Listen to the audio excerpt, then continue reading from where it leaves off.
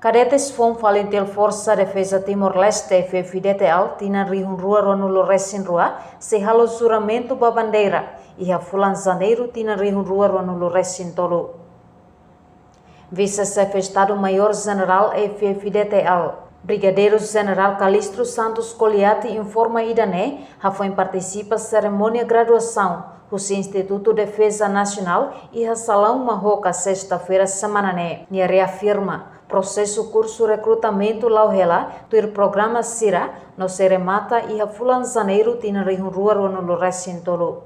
Processo curso recrutamento nia ne lau do programa, portanto Sira agora prepara ela ona e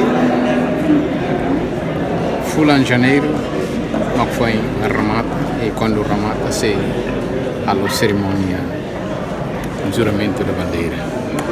E agora será ela curso nelara, será ela exercício físico nelara, portanto, e instruções básicas não será tem que aprender.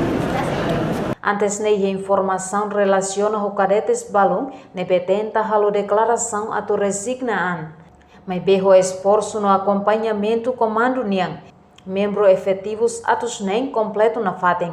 Reportagem da Xaviera Televisão Timor Post.